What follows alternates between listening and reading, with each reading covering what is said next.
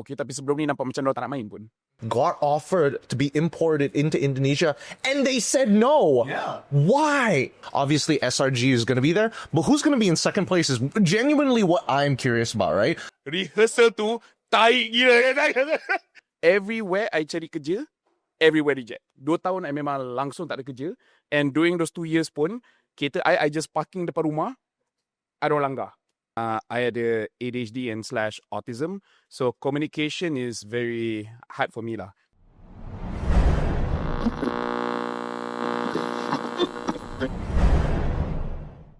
Hello, what's up guys? Kembali lagi untuk podcast eksklusif minggu ni bersama dengan MPL MY musim yang ke-16. So, kita dah first week itu kita ada Abang Lot, kita ada Boss Simon. So, second week kita ada regular of the season. Kita ada Jaja, founder dengan Amzik. So, untuk Rookie of the season, sorry. Aku cakap regular of the season. Rookie of the season. So, untuk week yang ketiga ni, kita nak bercerita pasal lagenda MPL, pasal legasi orang, pasal perkembangan orang, pasal perjalanan karier orang. Selama 9 tahun MLBB dah ada dalam industri ni. So, tak asing lagi aku rasa 2 orang hebat, 2 orang face of the MPL Malaysia. Kita ada Laphel dan Gideon. How you, Laphel? You good? I'm doing good. Thank you for inviting me and Gideon. And very nice office. Very nice office. Thank you, Laphel. First time datang kan? First time. So, Laphel sebelum ni, ada juga customer yang datang. Kita cuba jemput Laphel tapi tak. So we're not the first. Agak busy right? Bro. Wait. Option this whole time. The rest will be busy. Laphel busy. Mak kata dia kata kalau dalam MPL, Laphel ni dia punya level ibarat Remy Ishak. Dekat industri berlakon. Dia kata dia agak tinggi sikit sebenarnya. Yeah. Betul ke? Destro? Yeah. He's which guy again? The actor. What do you mean?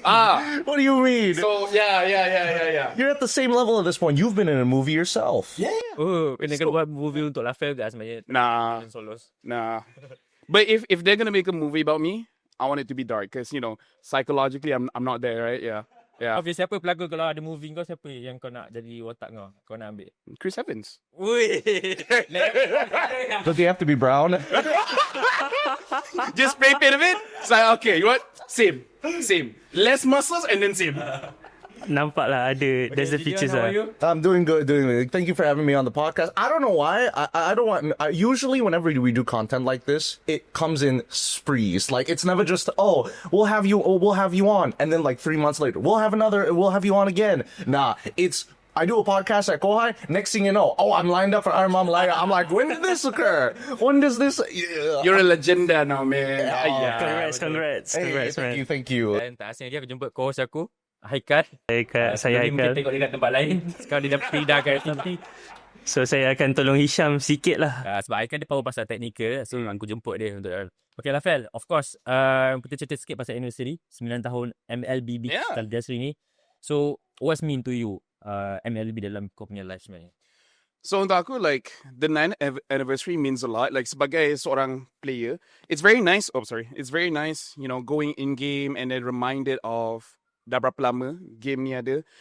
It's nice that they have all these goodies macam Fanny punya skin and everything like that. But also time ni tengok dekat TikTok and nampak apa, like the old gameplay, the old graphic, like it brings a lot of nostalgia. So for me, like, I'm proud MLBB dah 9 years and going very, very strong. Both as a player and as a caster lah. Like I'm very proud, and hopefully we get to 10 years and then 10 more years after that. Oh yeah. Gideon, how about you? What do you mean? What MLBB mean to you? Oh, I'm just happy they pay me. They pay me for 8 out of those 9 years. And no. Like really, if I really think about it, it's pretty crazy, right? Because I started. Wait. Season 2. So therefore, if this is the 9th anniversary, I've been technically working for them for roughly 7 to 8 years. 7 to 8 years in total. So I was like what, 21, 22. About that time, and I've been getting paid by Munton this entire time, and it's great, and I hope they go on for 10 more years. Yeah, it's a legit job, and it's crazy because now I'm engaged, I'm getting an apartment and stuff like that, all of the things I wouldn't have imagined doing if it wasn't because of like inevitably MLBB, but casting as an extension of it. Yeah, shout out. I got married out of MLBB money as well. Get married. Alright guys, kita ada 3 segmen sebenarnya. Untuk segmen yang pertama ni kita akan bercerita pasal dia punya legacy, dia punya perjalanan, karier dia orang dalam MLB ni sendiri. So Gideon almost 15 season. that 15 Yeah, more or less, more or Season less. tu kan, right? Laphel almost aku tengok 12 season dalam industri ni. So dan Laphel juga adalah untuk pemenang tahun 2023 Greatest Talent 2023. So untuk Laphel sendiri macam mana kau lihat perjalanan karier kau sendiri dalam industri MLBB ni, especially MPL MY sebenarnya? In terms of my journey as a caster, I think it's not a hot take untuk mana-mana casters to be surprised. Kita terkejut kita dekat mana sekarang. Sebab masa I first start MPL time tu season 4, and time tu kira I punya rookie season, there was no structure kan. Kejap aku kat BM, kejap aku dekat English. During that time macam it's very normal untuk caster buat banyak-banyak job lain, and apa ada sampai what you call it, like double book. Kan? You're supposed to do ML, but then you're supposed to do other games also. So I kena fill in a lot of places. Like it started off just nak duit tepi je, kan? Because I had no job. Like I had no job. That time I dengan team bosku as part of dorang punya content team and dorang punya coaching staff juga. So just very, very desperate for money. But after doing it, I would say 2 to 3 seasons, it started to become very serious for me. That's where the passion came in. Sebab kita orang letak banyak tenaga, banyak creativity untuk jadi MPL sebagai one of the best e-sport events yang ada dekat Malaysia. Combination of working hard antara Munton, team organizations, players, and of course talents dengan host. So during that time, like it filled me with a lot of passion lah. So I don't know, the journey is insane. I didn't thought I could start where I started, and I'm surprised I'm here today. Laphel, kita tahu yang Laphel tadi cakap Laphel coaching staff kan. Macam mana Laphel orang kata transition daripada coaching staff and content creator to orang kata broadcast jadi pengulas ni, sebab tu bukan kerja yang senang sebenarnya. Jujur cakap, I punya first offer ialah untuk jadi caster untuk musim ketiga. Okay. Tapi time tu punyalah tak ada duit, I tak boleh pergi ke studio. Kan? So I had to reject that job. And time tu I dekat Johor, so lagi susah lah kan nak datang KL. But then a little bit after that, dia ajak pergi ke gaming house dekat area Selangor KL kan.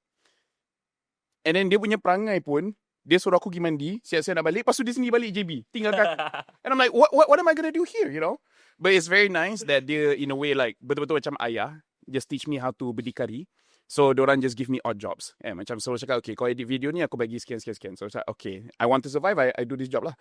And then eventually, since lepak dekat rumah tu, I give some insights. And then Fredo cakap, okay, how about you try untuk jadi coach? Coach, I can't remember which season, maybe season 3-4, and then pergi ke SEA Games. And then after that, I dapat offer lagi sekali, after SEA Games bronze medal. Okay, this time, do you want to be caster again? And time tu dah ada duit sikit, dah boleh travel. So macam, okay, you know what? I'll try. And I had a lot of fun. And time tu pun bosku tengah scout coach lain. So it just transitioned like that lah.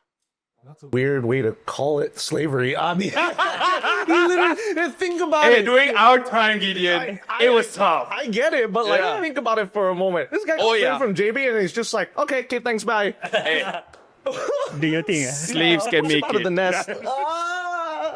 Slaves can make it. I don't know. That's crazy. Okay, Gideon, you almost 50 season dalam industri ni. I heard also your story. Bukan mudah journey you until now. I heard you drop your degree also to become a caster. So why you choose to get in this scene, MLBB and MPL? To be honest, I don't know. It's hard to explain because, well, I didn't drop out of just one. I dropped out of 2 degrees. Yeah, 2 degrees, which was not a decision my parents were very happy with. You know, Chinese background, so you can tell how unhappy they were about it. But they were supportive to a certain level. I think they were more worried about me than anything else. So, the short and long of it, I've always really been into like video games, specifically the esports sector of things, right? And I think it all started when I was still before I moved back to Malaysia. I think I was watching like Animax in Bangladesh while I was doing international school there. And then StarCraft came on, StarCraft Brood War. And that just kind of changed my whole opinion of like what what video games are, because initially you think video games is like a fun thing, and then obviously when you play like fighting games you get a little bit more competitive with people, and now to think that people are playing for large amounts of money, to me large amounts of money is like, oh wow, they're playing for like $5,000. That's huge. And then I didn't know it could go higher and higher and higher. That kind of introduced me to the idea of commentary, because I was so enthralled with StarCraft 2. Shift like 12 years into the future, right? I start off going into university, doing my foundations, and I already kind of have a leg in the door with a company named Garena, who did League of Legends, which was my main game at the time. Like, I really liked League of Legends. I was a League Riot boy for a long, long time. Before that, I was playing a lot of Dota, but I could never like get into broadcasting of that sort. So League is one of the few things that truly invested me in the esports itself. From there, I'm not gonna lie, League didn't do very well in Southeast Asia. There's a lot of people who love the game, but unfortunately just couldn't like break all the way through. And this is while it was still on PC, that then the mobile era started to come through.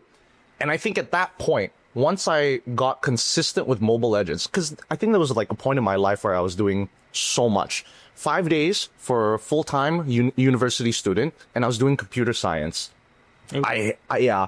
Computer science, first year is like all fun and games, and then there's like one subject that you kind of don't like, and then year 2 where it's like it's 8 subjects that you don't like, and like 2 assignments that are impossible if you don't like those 8 subjects. So I had to drop out pretty quickly. I was not a very smart guy. I was like, I like doing code, I hate doing the math.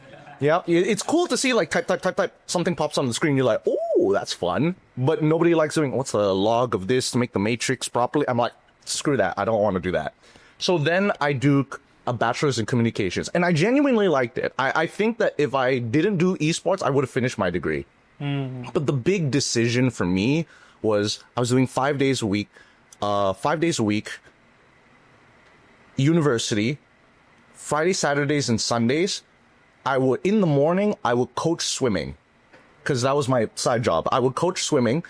I had to get not only did I have to get a bronze medallion, I had to get a license. I also had to find the right people to like bring me into an area with a pool to do that. And then finally, in the afternoons, I would have to drive over to the Garena studio to cast League of Legends for our local players, right? So once that finally died, and then I started to expand my horizons, couple of international jobs, it really set me behind in my studies. For example, I had to go to China to cast the game for a call Identity 5, right? Call of the Abyss is their Worlds of this Dead by Daylight ripoff game, and it's pretty big, surprisingly pretty big. I'll say it as it is, you know. I'm not gonna sugarcoat it. Yeah. It's Dead by Daylight, but it's like mobile. It's a fun game. It's a good idea. I had to go there while I was there. And it was in their version of Genting Highlands, so it's cold as balls. I've never been into like a cold country like that before, so I'm doing balls as cold, but okay. No, I'm not even kidding. It's like if you've never been to like a winter country before, never. Like I'm doing the Asian thing where I'm wearing 2 t-shirts thinking that's gonna be enough. That's not enough. You feel it down to your bone. It is that cold. While I was there, I had to do an assignment on my second year assignment, which is to basically come up with like a logo and a full corporate identity. And that takes a lot of work, right? I go to China. What I didn't know about China is that they don't have access to Google. They don't have access, and I couldn't access my files, even though I had my laptop and I had fast internet. I couldn't do anything. So after that whole tournament, and that tournament itself, there's another story where I missed the flight like 2 to 3 times. I'm not gonna lie. What is it with your missing flights? I don't know. I don't know. Up to today, you still miss flights. I still miss flights even up to today. All right. I'm trying my best not to miss flights. I don't want to cost people more money. I come back to Malaysia. I have 3 days to come up with a full corporate identity, and I'm just nonstop doing the work. I think that's when I realized there's enough jobs to keep me afloat, and I can finally drop this degree and focus purely on this and maybe do content on the side. I think that's where I had to draw the line. Because if not, I would have to give up a lot of opportunities and shut a lot of doors to finish my degree, which I still had like a year and a half left, which my parents were very unhappy. It's like, just finish the degree. It's like, no, Mom, I love electronic sports. You don't get it, Mom. Yeah. So that's my story. I think what makes you go to the broadcasting side? Because maybe for both of you, right, you need skills to talk for like 5 to 6 hours straight. So how do you find the skill? Does it inside of you come inside of you or what? I think it always I think Laphel can probably attest to this as well, right? If we were younger, we'd definitely be players. Yeah. For sure. I think it's just kind of like, because esports is a young people game, I'm not gonna lie.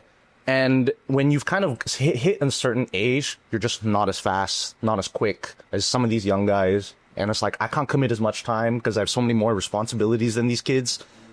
But if I can't live the dream of going up on a stage and trying to win a world title, at least let me live vicariously through you, right?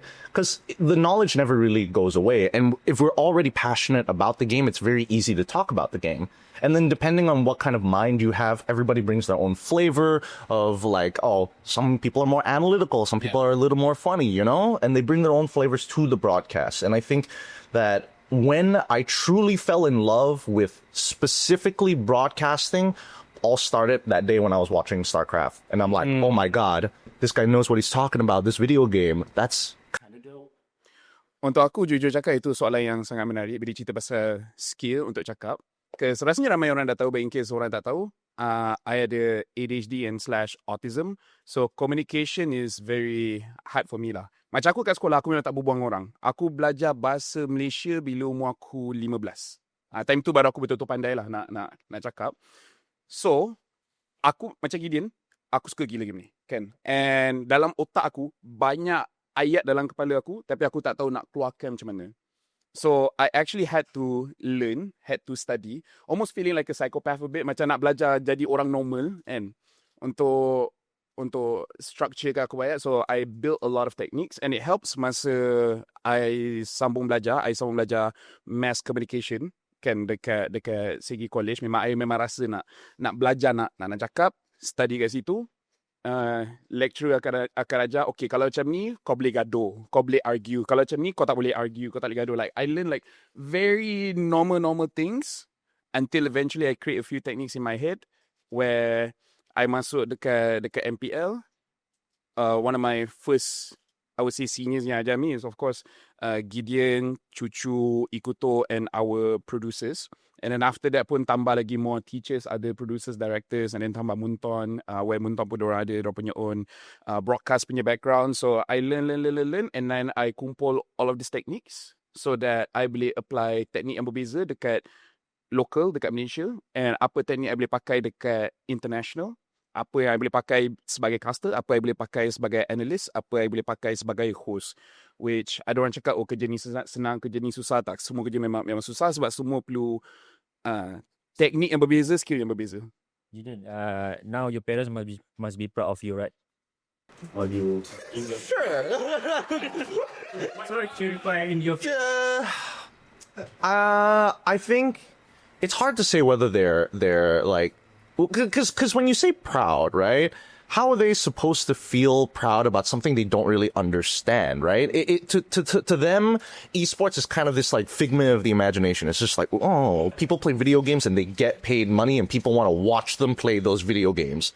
That's kind of like their idea of it. And I'm like, you're not wrong. There's more nuance to it. But, you know, I think my dad, who's super logical, and my mom, who's just worried about me in general, they justify it as, you're able to walk on your 2 feet, you're getting paid, you have a steady flow of income, you're not doing anything illegal, we're okay, you know? Now they're less stressed about it, the fact. But they're also worried because they know that this job is very temporary, right? Mm-hmm. I think that's what most people don't understand about casting jobs. They're like, oh, these casters are going to do it for the rest of my life.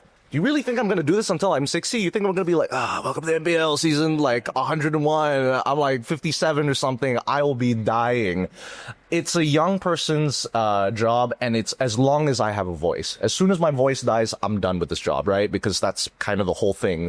Unless they put me a picture in and I learn sign language, that would be pretty sick as well. That would be... But then how would they watch the game? It's fine. It's fine. We'll figure it out in the future. But my parents are, they're more accepting of it now. For me, my parents kelakar sikit je. Korang ada tak yang either korang ataupun member korang tahu yang mak dorang memang tak boleh lepaskan anak? Kan?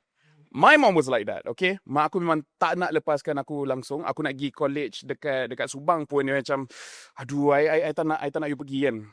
Dia suruh dekat-dekat lah. Dia suruh dekat-dekat kan. So the funny thing is this, okay? So after college, antara my first job was I jual insurance, okay? And I did very well. I did very well for like 1 or 2 years. And then bad thing happens. I lost my job. And 2 tahun, I memang cari kerja everywhere. Back apa semua.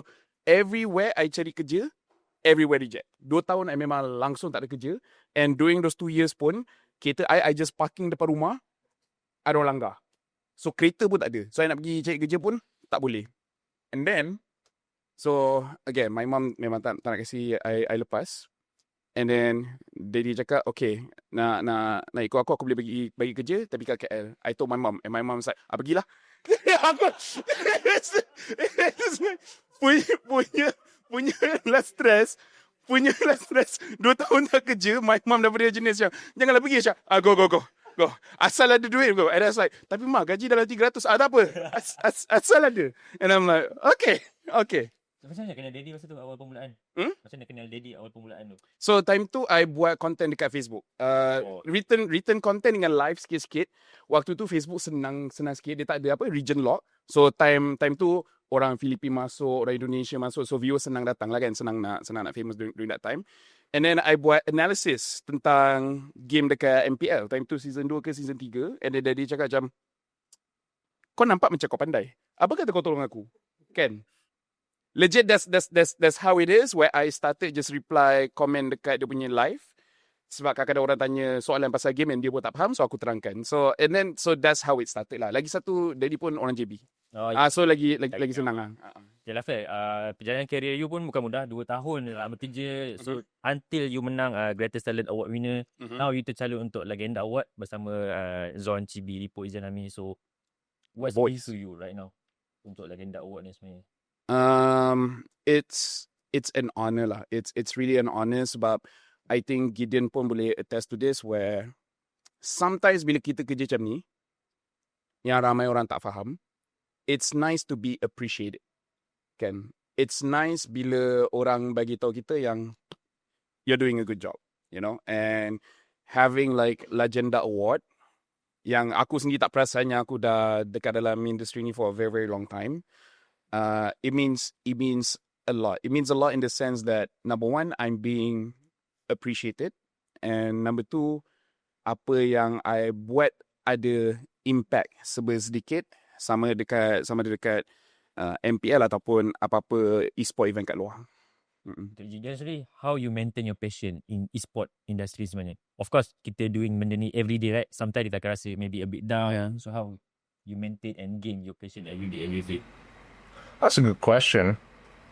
Don't say bills. Don't say bills. Find something sentimental. No.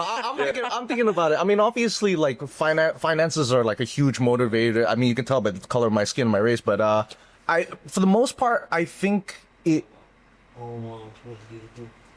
it's more so when the camera turns on. I don't know. It's something mental. I feel when the camera turns on, then it's like, you know, you're not in NPC mode anymore. It's like I actually have. You lock in. Yeah, kind of. You know, you kind of lock in. You kind of like, oh, now I'm turning up the dial of personality a little bit more, because normally I'm not like this. Most of the time I'm like, if I'm by myself, yeah, we're more introverted when we're like by ourselves. We'd rather,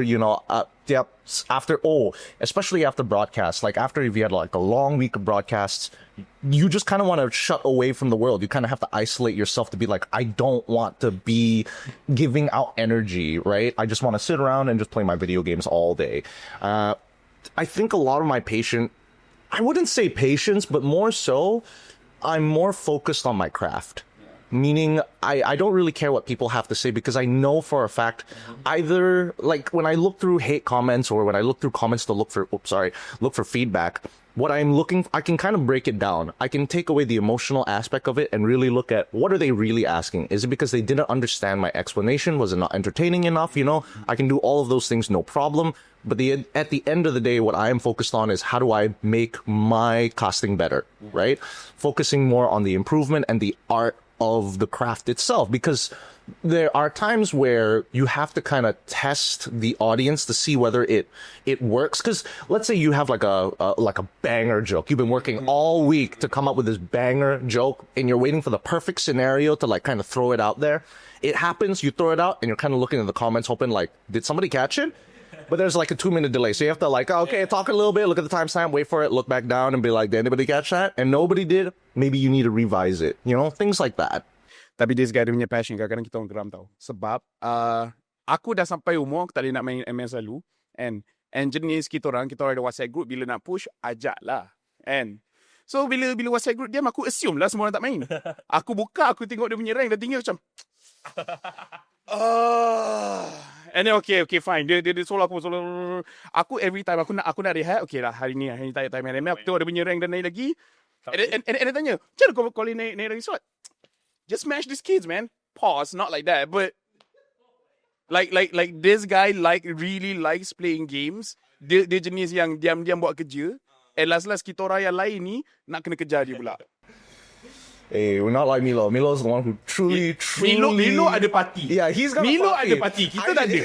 I just sit there by myself playing the game. It's silly. It's so silly. Sakit dong main solo. Best Milo ada party. Alright guys, untuk segmen pertama ni kita dah cerita pasal diorang punya perjalanan karier diorang dalam industri untuk menjadi seorang caster. So jangan lupa untuk vote Laphel untuk selepas minggu ke-6 untuk lagenda MY. Alright guys, untuk segmen yang kedua ni kita akan cerita pasal pengalaman diorang dalam MPL, apa benda baik, apa benda buruk, apa benda yang tak best dan best sepanjang diorang menjadi caster dalam MPL MY sendiri. Okay, untuk Laphel sendiri, perjalanan almost 9 season, 10 season dalam MPL MY. Okay, apa yang benda best dulu yang kau lalui sebagai seorang caster ni yang kau ingat lah? Very hard question. Sebab kalau cerita pasal best, banyak je yang best. And dia best, every season, I will have a different kind of best, you know. Contohnya macam earlier seasons where we make something new. And then it worked out. And dia jadi benda yang best. And macam contohnya yang antara first, time tu memang tak tahu apa, kita main langgar je buat analyst segment.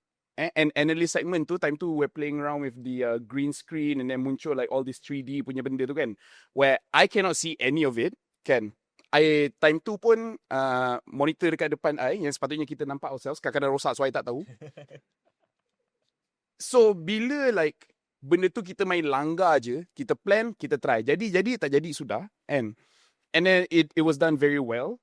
Sampai all the producers dorang terkejut yang aku tak nampak semua tu. Aku tak nampak, monitor depan tak ada, aku just agak-agak, aku kena diri kat sini, aku tunjuk sini, aku memang tak tahu apa-apa, but it all look very natural. So tu antara like earlier seasons, I'm very proud sebab sampai sekarang, even internationally ada this analyst segment, right? So that's one of them. But then of course everything else, macam first time menang Best Talent Award.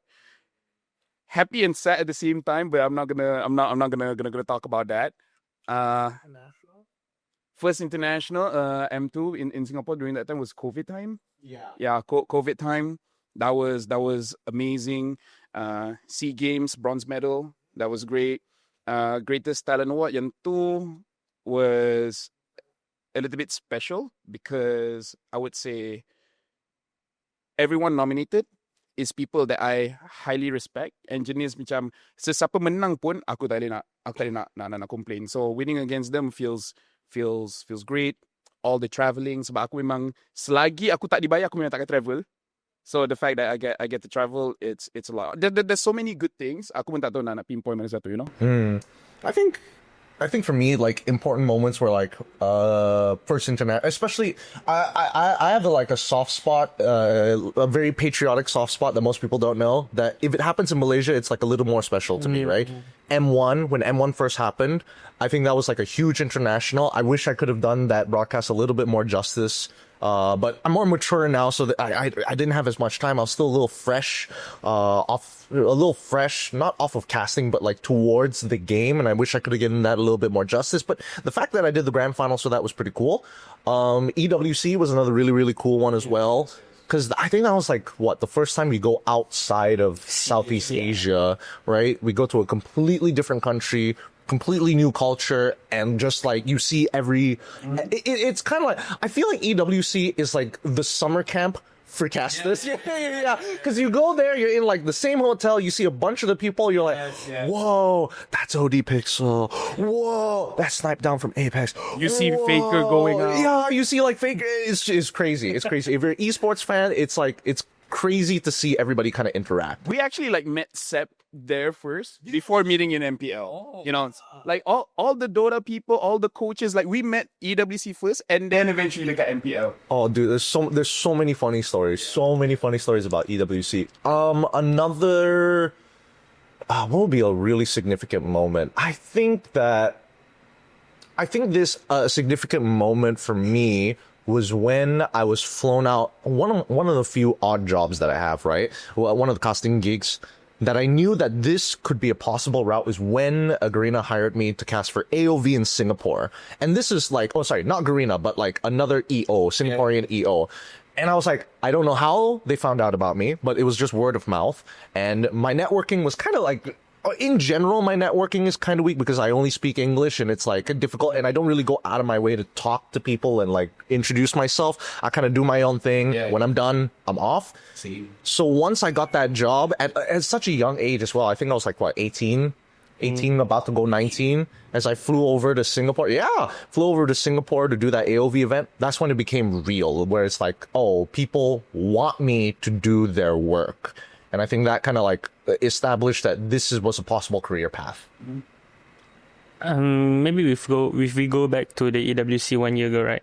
When SRG won it, both of you guys are there, right? Oh, yeah. So I think I saw some reaction, like for example, Gideon, you were in the casting booth, you were screaming, shouting, and I saw Laphel crying. Not crying, like just so Expected. for you guys, right? How does it feel during that time? That on your heart, maybe, How to describe words? I'm glad that I took a sneak peek at your phone earlier, so I knew this was coming up and I didn't bring it up ahead of time. Not because I'm a broadcasting pro, it's because I'm nosy. That was an insane moment. Oh, okay, I don't know, because we were on two different sides of the broadcast, right? He was on the post-game analysis, I was actually casting the game. Now, EWC was a little different, right? Usually in MPLs, you're used to seeing like, oh, here are your hosts, your casters, go into game. And then outside the game, oh, the casters are back, post-game. That's usually how it goes. In EWC, they streamlined it because a lot of games were happening at the same time, and they need to make sure that you go through their resources and then pass it on to the next person. Context, done. So when Laphel is on, he is bringing in the show, hyping it up, draft, in-game. That's where me and Mirko come in, right? It was me and Mirko doing the grand finals, and you never see our faces. Ever. The entire broadcast. So on my side, me and Mirko, we wanted to make sure that this was a insane game, because it's the first time that we see Malaysia actually make it this far within the tournament, and there's like a storyline building up here, and then they're up against the to be almost guaranteed like world champions at that point of time, which was going to be Falcons, or AP Brent Falcons. So as we're getting into the game, we are coming up with what we call final calls. Final calls is like when a team wins, what is that last thing you're going to say before we close out the show? Right? Before we like pass it back to like post-game and post-game, the analysts, so on and so forth, because that's the last time you're ever going to hear us, right? Without having to say, we want to thank, because it sounds really weird when a team is winning. It's like, we want to thank everybody else in the booth as the crystal is blowing up without having said the team name first, who won, they are champions. It sounds really, really weird. So we're making sure that we're planning every step of this. Okay, so this is this is a long series, so let's pace ourselves. If this team is looking to win, then we can set them up. What's the angle that we're going for? By game 3, we want to get this, and this lines out, right? We want to make sure that we can clear these off so we can set up for game 4 and 5 where we can talk about this, and this, right? The final call initially was supposed to be Mirko. We decided ahead of time, like, you are the play-by-play, I am the color. So let me set this up, and then you rip it right at the very end. We had a full written out, I think I probably still have it on my phone, right? The written speech. So we both have it, right? We all have our lines. We knew exactly what to say. And then we weren't expecting SRG to complete the win that series, right? And it was getting close. Like my heart was like pounding. Game 7 around the Lord. Around the wipeout, right? Yeah. And we're watching that happen. Yeah. And then after that wipeout happens, as you're moving up, it kind of clicked in all of our heads like, oh my God, we're about to win this. They're gonna they might spawn too late. And then they come out and one more clash happens. And then that crystal, Mirko is screaming, right? Oh! And that crystal is about to break. And then we knew the final call was about to go. So I set up my line, because there's a setup line and then there's the final call. So I do the setup line and I throw it over to Mirko and I'm like, ready. These crystals, it's like 1 HP. It's about to break. They've done it. They've done it. I look at him. He looks back at me and he's like,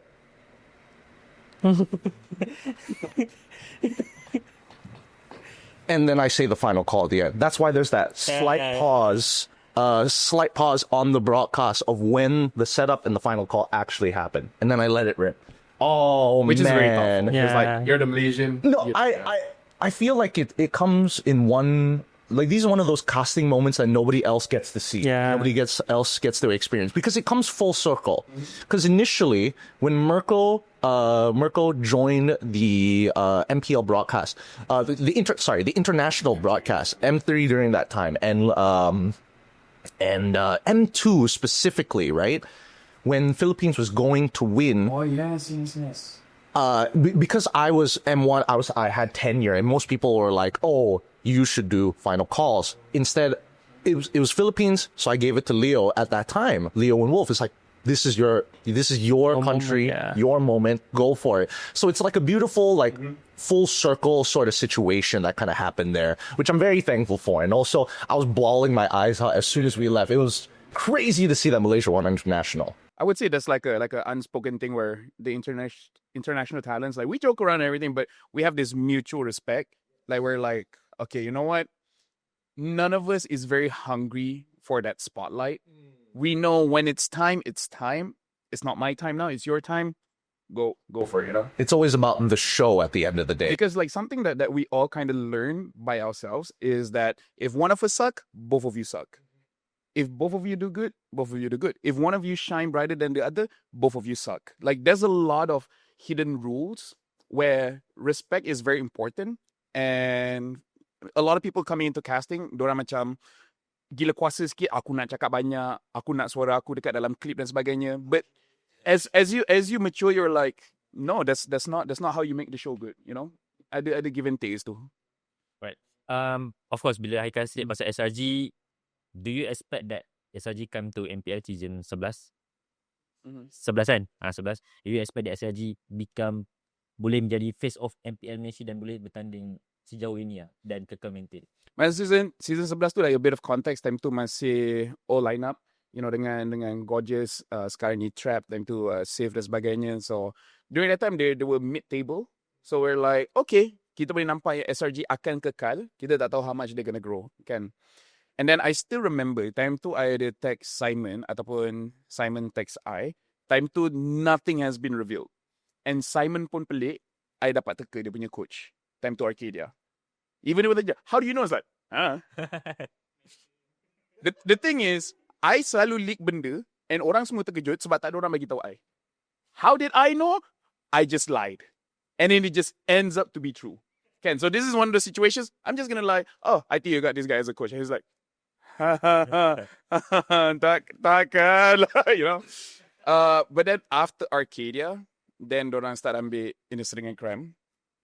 I would say season 11 during that time, not much attention. I kisah tak kisah. They were there, you know.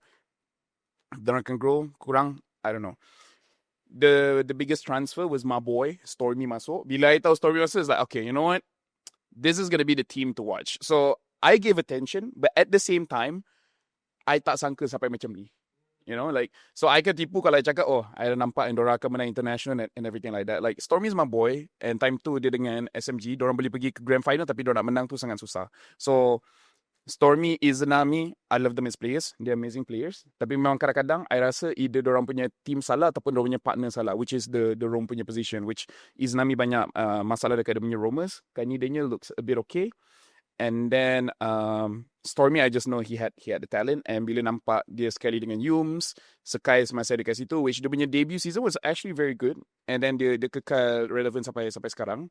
So I knew they were going to be strong. I tak sangka diorang akan jadi this strong. You, about you, Gideon? Do you expect that SRG become SRG today? No, honestly, I wasn't. I was excited to see how far they go because me as a Malaysian watching Malaysian like MLBB, you kind of know where we stand, right? You know, you kind of come in with the expectation after M1 and seeing every other M series afterwards, including MSCs, including like C games and stuff. We don't really, we really don't stand a chance against most of these teams. So to say that a team is international ready, a lot of things need to kind of like line up. Does their play style coincide with the meta that kind of demands a team to be a specific way? Does the meta just want us to play early game? Does the meta want us to play more team fight or more objective orientated? Do we have split push available? Do we not have split push? Certain heroes, certain players. There's too many factors to really predetermine whether you can predict a team can make it all the way. Because at the end of it, right, one person could have a mental breakdown and it's over. The whole run is just gone, right? Or you get unlucky with the brackets. Oh, the brackets. Ooh, when you're cracking open those balls and you're just like, wow, this could be our tournament right here. I am so... I do think M6 SRG was safe because Laphel didn't draw the ball. Aku semua wangi gila. Baloi buat wangi, Delap buat wangi. I was nervous because I was the one looking at it like... Bro. The funny thing is, yang M6 punya, yang kita buat dekat Malaysia, dekat ESI tu, Ken, aku buat rehearsal. Rehearsal tu, taik gila. And then when the real day comes, like, oh, selamat ada Adam Ali. Adam Ali yang crack, okay sikit. I think waktu tu SRG jumpa Onik ke waktu tu. Ya. Masa aku punya rehearsal, semua yang tak bagus, semua dekat situ. Time tu, Vamos lawan dengan Team America. Tak salah aku tak nampak. Oh, that was the new one. Tapi, diorang nampak draw tu, macam, okay, tak apa. Biar Adam Ali yang buka. Adam Ali buka, and then semua wangi. Macam, okay, all good. Should have seen the caster chat. The caster chat was just like, Yeah. Stop it. Yes, we get to see the rehearsal happen on the separate screen and we're just like all texting it.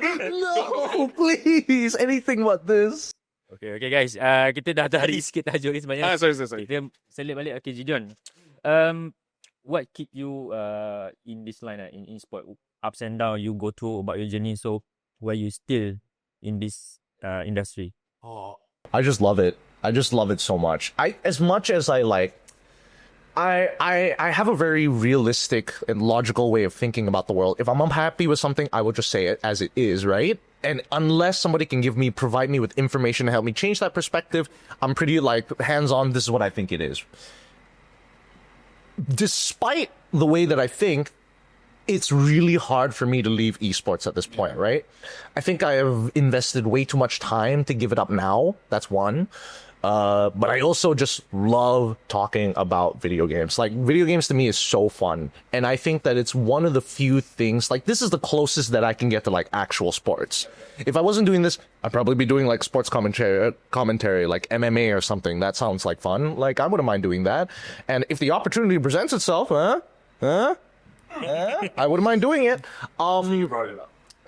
I don't actually have an opportunity, but if one championship happens to be like, hey, we need a dude, we need a guy, I'll be like, I'm not great, but I will try. I will try my best. I think even Mirko did combat. He did like MMA thing, one of those times. Beyond.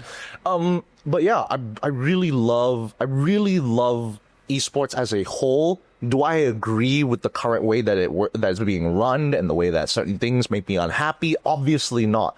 But the core principle is competition, and that's something that you can't take away from me. Because even if I'm old, I'll be like, I bet I could like outrun 100 meters to like anybody. I'm just on the street like, challenge me, run me now. I show speed. I'll beat you when I'm 50. Like things like that. I will still be competitive.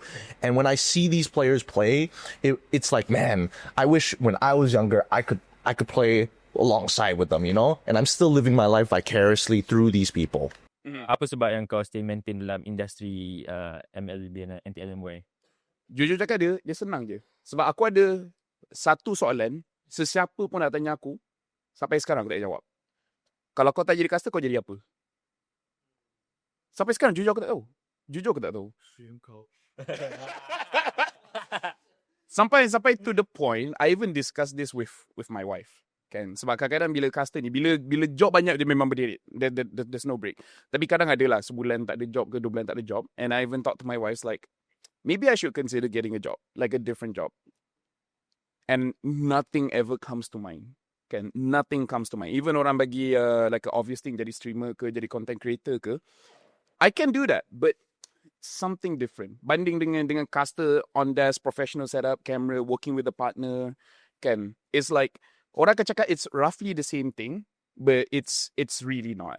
It's really not. Like, it's fun, but it's not the same. So I would say kenapa aku stay kat sini, why I'm passionate, a few reasons. Number one, I cannot imagine I buat benda lain. So tu nombor satu. Nombor dua is my ego. I have an ego that I want MPL Malaysia to be the very best. Like, I have this mindset where tak kisahlah adik-beradik aku tanya ke apa ke, I legit don't care what you do. But kalau kau nak successful, you have to be number one. Kan? Okay. Kalau betul kau nak masuk in fighting, I don't care. But you have to be number one, and then we're all good. Kan? Aku ada pergi meeting hari tu where diorang discuss about Malaysia punya ecosystem for e-sport. I also told them the same thing. Kalau kau nak sustain, all these business ideas are good, but you have to be number one. Wait, is that the what is that the recent guidelines that they come up with? Was that the one they were talking about? They invite again for next Wednesday. I tak tahu I boleh join ke tak, and but that's my mindset, right? So bila I dekat dalam MPL, and we have a very strong team dari segi all the talents, they're also good. You don't need to babysit any of the talents. You don't need to hold their hands. Kan? Sebab tu dah berapa season kita tak recruit sesiapa lagi. Yeah. The production team is amazing. Kan? Kita bagi feedback, kita bagi idea. Kalau tak boleh, memang tak boleh lah. Tapi kalau diorang boleh cari cara nak execute, diorang akan execute. Munton is very open to discuss with us, and Munton pun passionate to make us the best. Kan? Step by step. Make e-sport the best event in all e-sport titles. To settle, good. The next step is, how do we make MPL the best event?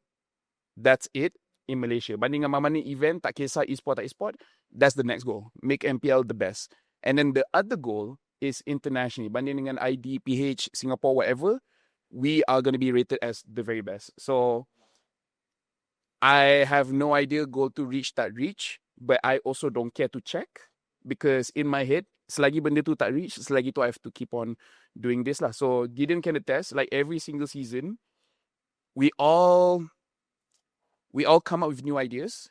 Kita come up dengan standard yang agak tinggi to make sure kalau kita tak progress, at least we don't drop. Alright. Yeah. Okay, last question untuk segmen kedua ni. Both of you guys. You guys ni macam one of the face of MPL MY. So, what do you hope for the next legacy, for the next generation of caster? I mean, like, going back to apa yang aku cakap tadi, which is the quality. Sebab Gideon, you can attest to this. Masa kita baru start, tak ada quality control. Kau buatlah apa-apa kau nak buat, tak ada teknik. Kadang-kadang play by play dengan colour pun tak wujud. And bukan untuk Malaysia je tau, semua, right? Well, it depends on what the language is. Yeah. If it was English and if I was on it, I'm very strict on like, hey, don't cross the line. Don't cross the line, right? Are we allowed to swear on this podcast? I was about to say some heinous stuff. Yeah, no. If I'm on that broadcast, and especially if it's for English, it is my responsibility to be like, hey, no. If we're gonna make this work, we're gonna have to work together, right? But it's basically the Wild West for everybody else until you start to kind of come up with a system. Sebab kalau tengok, bila kita start cast, dia bukannya ada education system untuk bagi tahu on broadcast apa yang you nak kena buat, unless you ambil diploma and degree in broadcasting, and then during the studies where, you know, like pembaca berita and stuff, then you have a rough idea. Tapi kalau tak ada, then you just don't know, right? And bukan dekat Malaysia je, sebab bila kita buat international, kita jumpa mereka pun, and then kita dengar like how Indonesia punya system, and we're like, okay, you guys need a system. And then start dari situ. Yang bagus pasal international ni lah. Semua caster, Singapore, Malaysia, Filipina, Indonesia, kita orang kumpul, and then kita orang establish a system, kita establish a standard yang kita balik kat negara kita masing-masing, kita apply.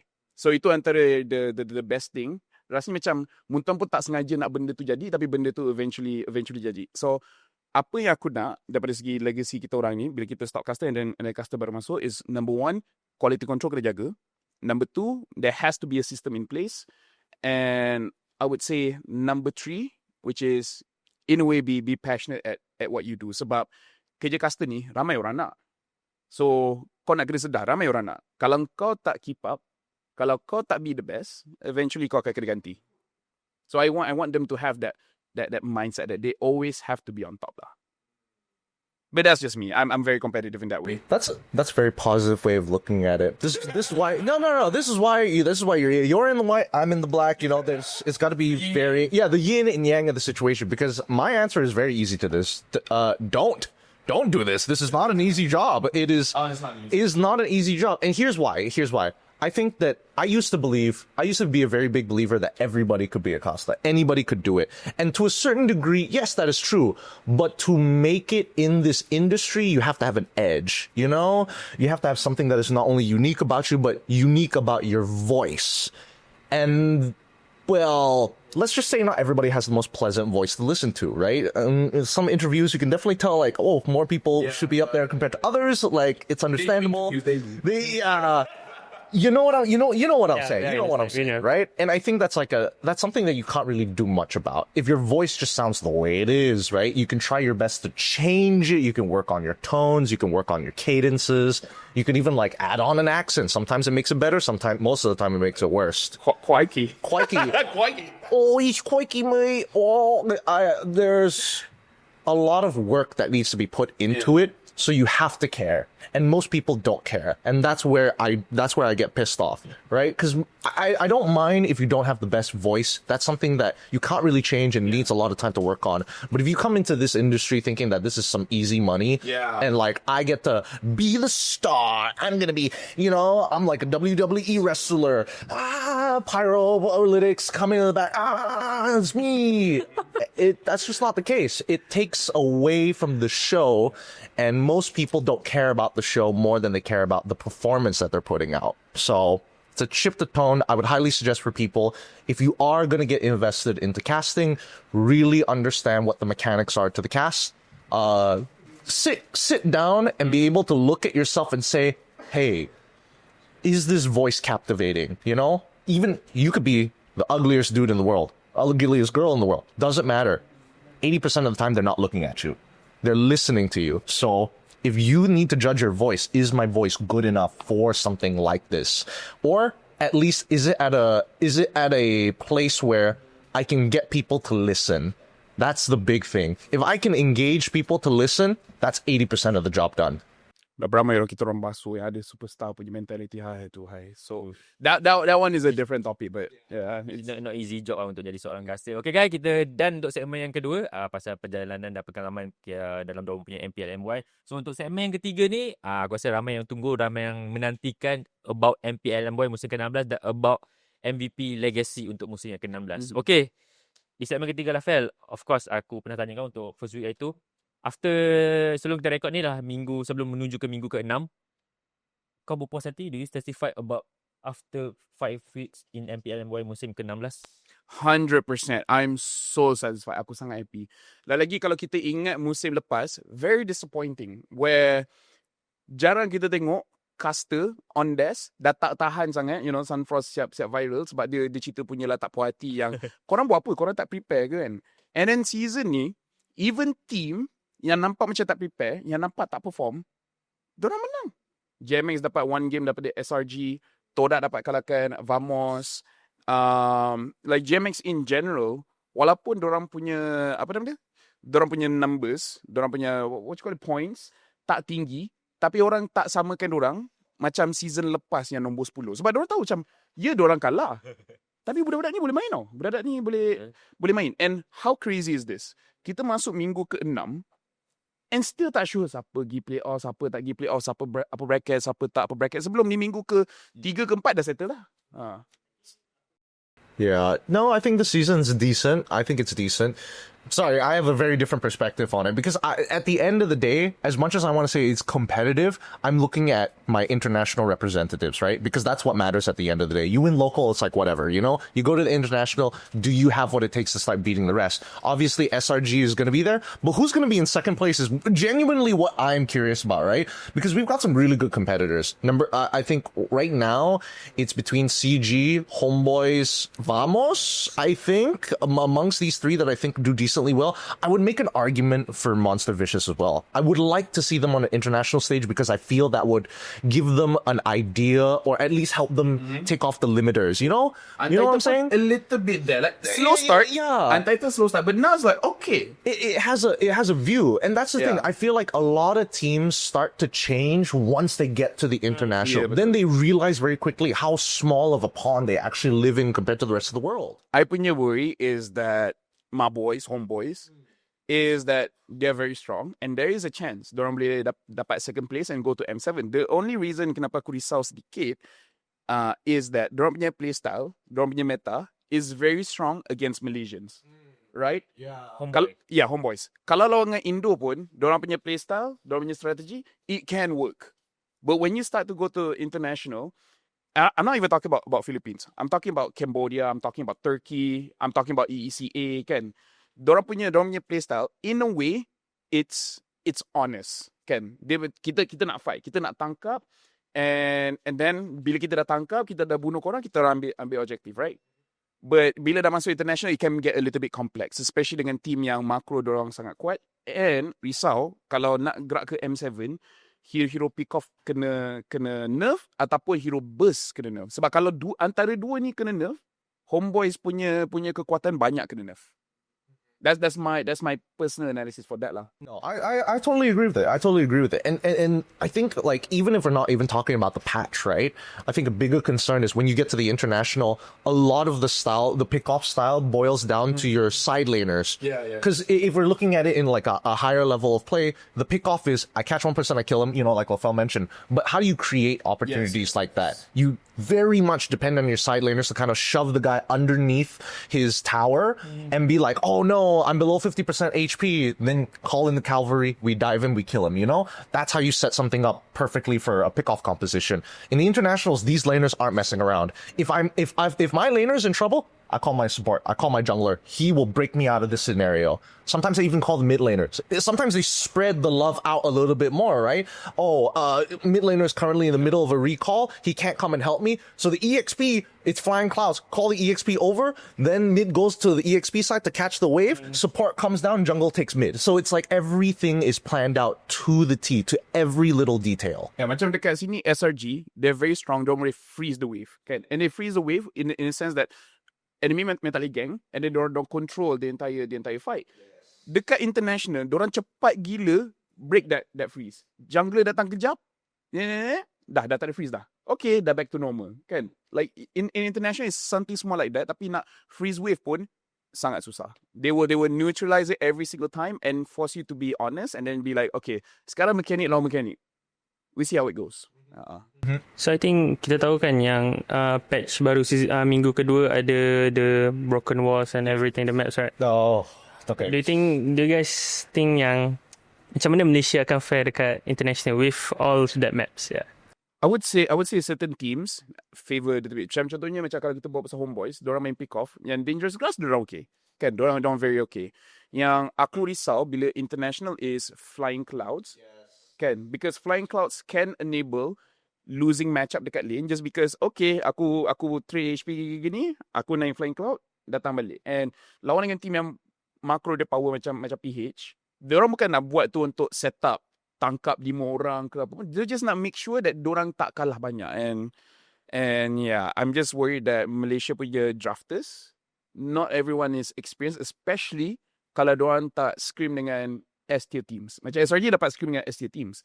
Homeboys aku tak sure diorang dapat scrim dengan S-tier team. CG aku tak sure diorang dapat scrim dengan S-tier team. So maybe ada a few strategy yang diorang still tak aware when it comes to the different maps lah.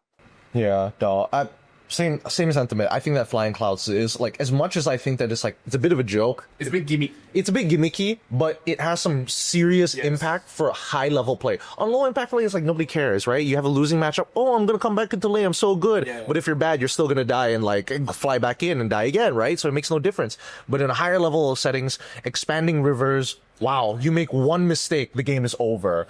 Flying Clouds, your composition completely changes. Broken walls, I think, is okay. I think it's a little bit more balanced overall. Dangerous grasp, kind of nothing. It's a nothing burger. More grasp, good.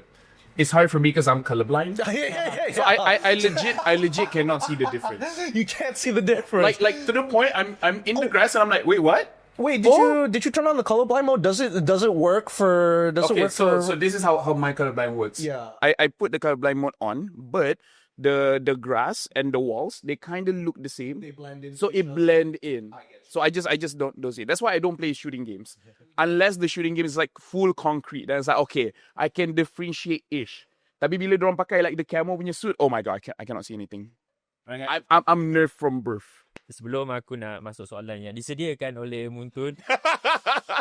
Sebab ini segmen yang best. Oh, faham. Do you expect that Todak punya performance season ni tukar 360 darjah sebenarnya? Aku harap dorang perform. Sebab I think their coach is good. Okay, I think it's not a hot take to say Nafari is good. Yeah, Nafari is good. At least when it comes to draft, dia taklah buat silap. I had high hopes untuk Lolio sebenarnya. The rest is a nothing burger. I kind of like, I don't care that much. But Lolio is my boy. Especially because aku dekat dalam SEA Games punya committee. And aku ada kat situ nampak diorang train physically. And aku nampak Lolio punya ability. Bila dia main dengan masa SEA Games tryout. Amazing. Tak kisah dia lawan dengan siapa. Even dia kalah lane, dia tak kalah goal. And that's so hard to do tau. Kau kalah lane. Tapi goal cost still lagi tinggi. And then bila dekat dalam team fight tu teruk macam mana sekalipun, eventually diorang wipe out, dia akan pastikan dia dapat bunuh 3 atau 4 orang dulu. Kan? So Lolio is an amazing guy. Amazing laner. So bila tengok diorang main macam tu, because aku expect orang kuat, tapi apa yang buat aku a bit disappointed is that sekarang diorang nampak okay, tapi sebelum ni nampak macam diorang tak nak main pun. Like, they don't even want to be there, kan? They're not playing as a team. So, orang masuk, orang tu dah mati, baru orang lain masuk. Like, even dekat rank, orang tak main macam tu. So, it was a bit disappointing for me lah. Yeah, simple things like block the shot. Yes! I'm 1 my HP God. and he has Sky Piercer. Then Dreams is like, nah, turns away, lets you get hit by it. Oh, Push punch out all that stuff around it. it's bad. It was bad. Yeah, no, I honestly didn't expect Torak to do like this badly. Like, you know, we've seen. It's meeting, right? Yeah, well, maybe, I don't know, because somebody has to be at the bottom of the table, but like not in this fashion, right? I don't really care about score. I think about how they play the game. And yeah, I've seen a lot of disappointing, like there are teams where it's a clear problem of like, oh, we have anti-synergy, like this is something that we need to work on. Sometimes our draft problems.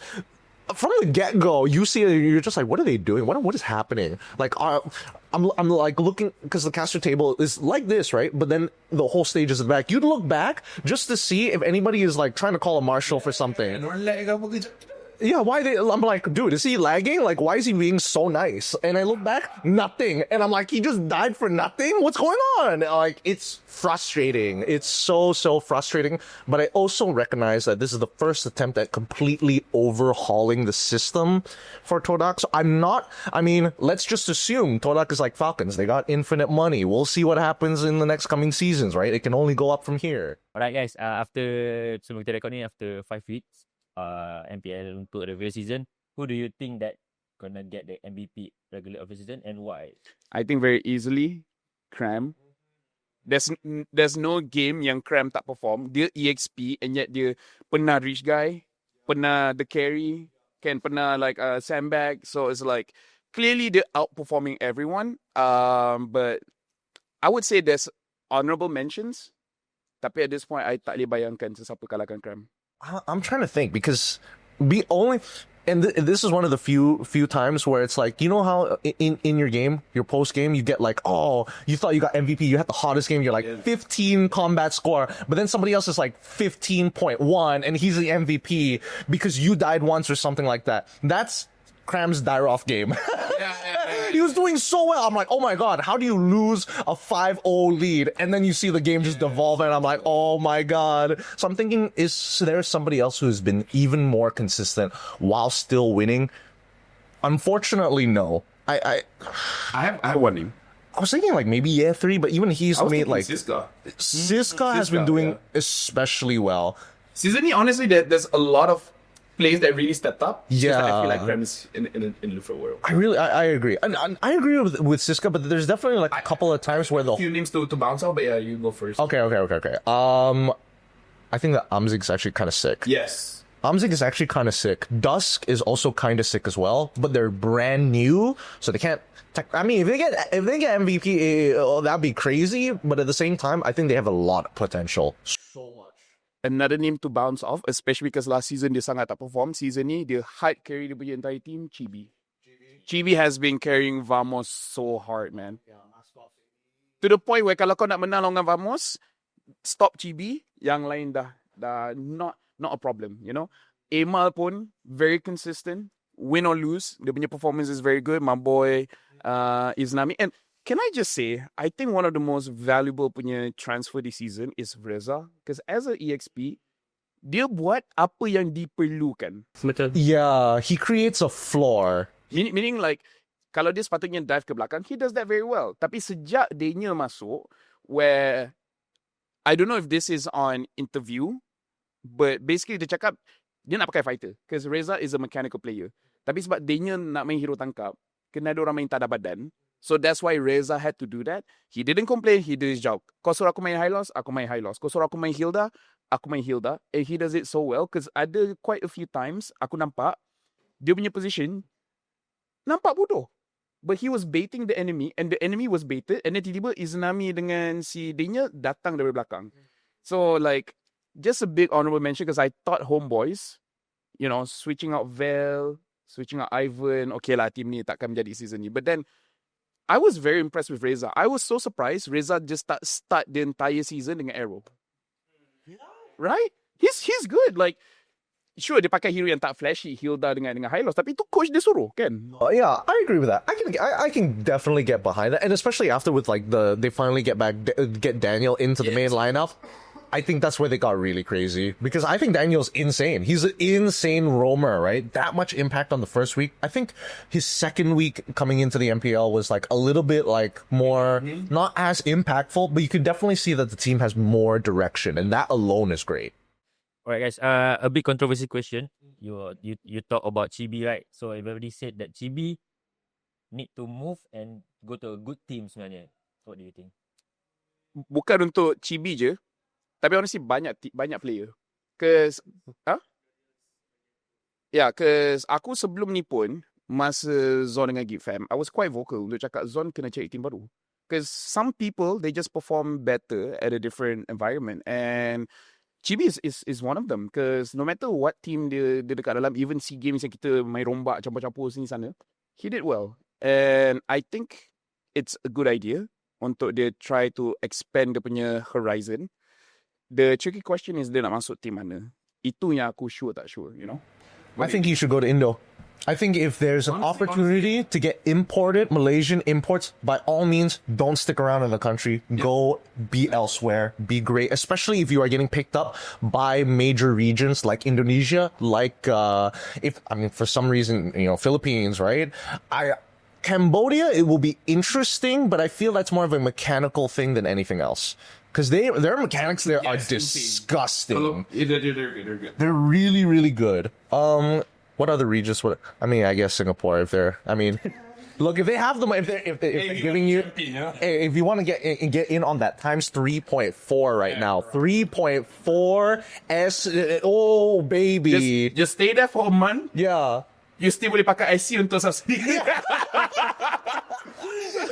I really think that it was such a wasted opportunity in the history of MPL that some players got offered to be imported into Indonesia and they said no. Yeah. Why? I cannot understand why they would say no. And this leads to a bigger problem that I think MPL MY has as a whole. I don't think we're we've already announced that like we're moving towards a franchise system. I'm highly against it right now. I used to be, we need to do this now while it's early. Now I've come to a point where it's like, we've looked at the past, we've seen organizations, we've seen many try to enter, and the ones that have stayed still have issues. Therefore, are we truly ready to go into a franchise state to change the workplace of these players to be, hey, this is serious business? Because a lot of these teams play like based on mood. Oh, I'm not feeling good today. Oh no. Oh, my mood not good today, daddy. What am I gonna do about it? Oh, please. Oh, like who cares? I'm paying you to play. Like owners not only need to see them as people, but also as assets, and players need to recognize themselves as not only players, but as assets. But And by there's the way, a I lot- would like one owner to be like AE punya CEO. You know, he's hilarious. He's like, if there's at least one, I'm happy. Dude, I tune into his stream sometimes. He's just ripping on his Yeah. own team. I'm like, It's so funny, man. So funny. so funny. Okay guys, both of you choose Scrum to win the MVP regular season. Who's underrated? Maybe behind Scrum. Behind crowd? I would say there's a lot of underrated. Behind Creme tu aku tak sure. Tapi Okay, underrated mesti. actually, Orang tak nampak sangat tapi satu benda yang aku nak cakap, aku bangga dengan kita punya netizen sebenarnya.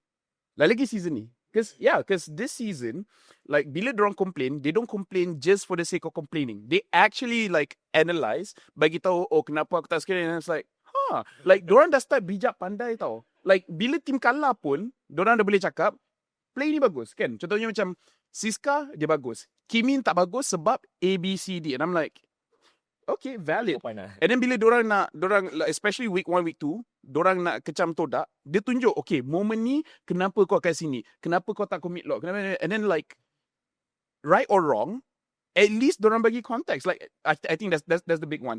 Kali ni, netizen bila dorang complain, dorang bagi context. So, nampak macam lagi bijak pandai. Sampai bila aku baca pun, setuju tak setuju belakang cerita, tapi at least macam, there's something there, you know?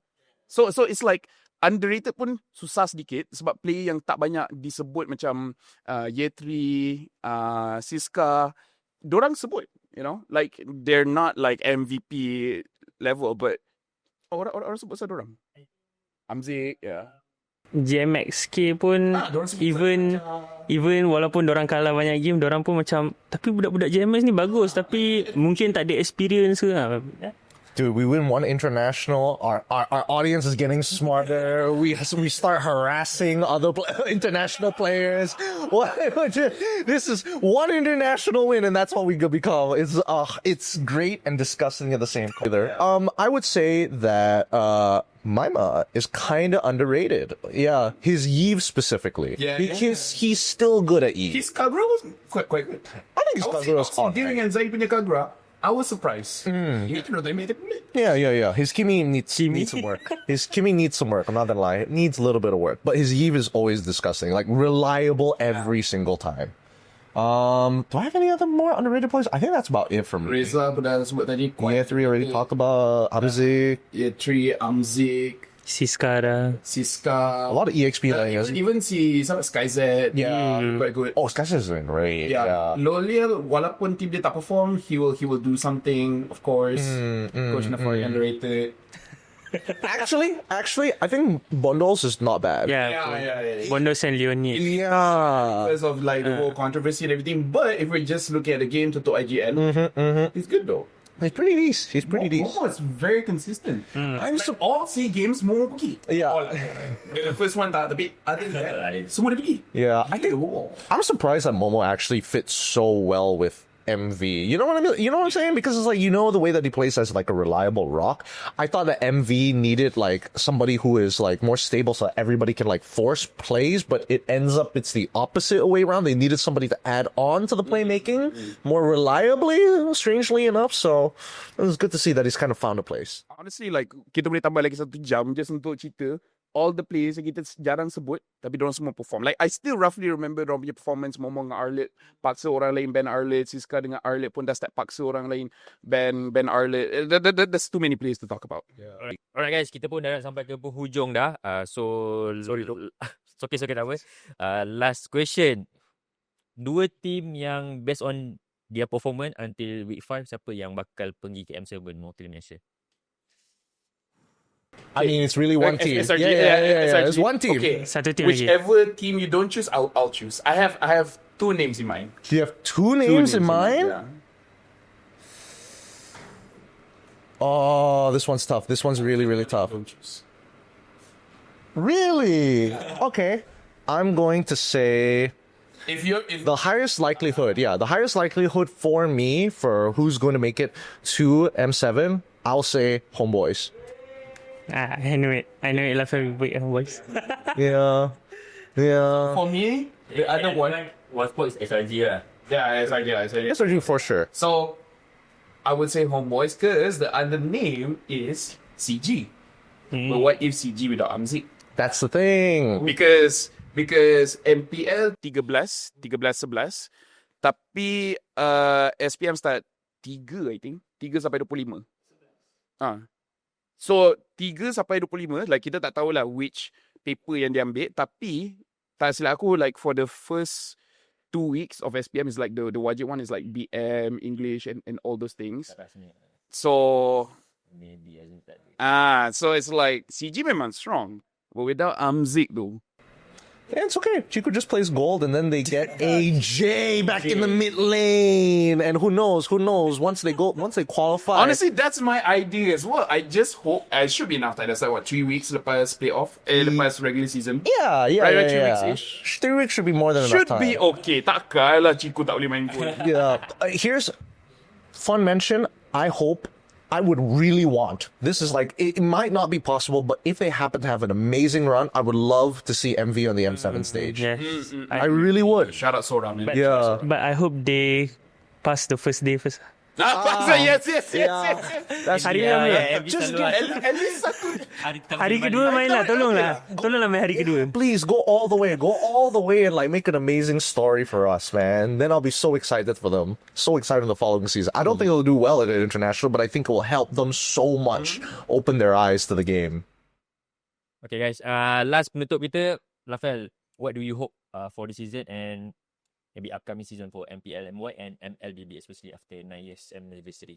So I punya hope will always stay the same, which is for us to be the very best, both competitively as well as dekat broadcast. I akan cakap yang season ni pada pendapat I tercapai. I rasa broadcast kita dah upgrade a little bit and kita punya players punya performance pun dah upgrade a little bit. Next season kalau betul jadi double round robin, I want a little bit more drama in the sense of kalau team tu down, jangan stay down. You know, find a way to get back up, and that's my biggest hope lah. Because I rasa kalau double round robin and ke semua team, tak kisahlah 8 ke 10 team yang main, and dia punya performance very good, kita punya audience suka, audience bertambah, I'll be very happy.